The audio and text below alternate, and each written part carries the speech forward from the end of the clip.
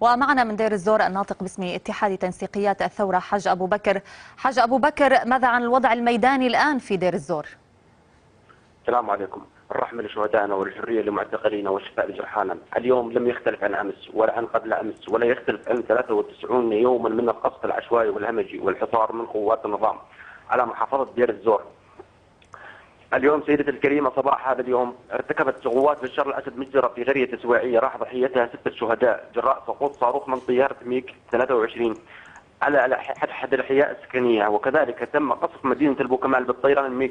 واحد من الصواريخ سقط جانب مدرسة حطين وخلف دمار هائل بالأبنية السكنية، والثاني على دوار المصرية في مدينة البوكمال، وكذلك خلف شهيد وعدد هائل من الجرحى وبعضهم إصابات بالغة جدا. وكذلك في مدينة دير الزور تحليق للطيران الميج بالكثافة وتم قصف حي جبيلة وخلف دمار منزلين، وبنفس الوقت الطيران يحلق فوق ريف دير الزور وقصف بلدة شحيل، ولا يوجد إصابات في بلدة شحيل كون سقوط الصواريخ بأرض زراعية. في شغلة هامة سيدة الكريمة، دير الزور اليوم صار لها 37 يوما مقطوعة عنها الاتصالات الأرضية والخلوية وخدمة الإنترنت، وهناك وضع إنساني مزري للغاية سواء طبي أو إعاشي، نقص بالمواد الغذائية والدم ونقص في المواد الغذائية، حتى حليب الأطفال أصبح شيء مفقود ولا يوجد بالمدينة بتاتا، وحصار المدينة من الأربع اتجاهات. إذا تدخل مواد غذائية سواء من الخضار من الريف عن طريق الخلسة والتهريب.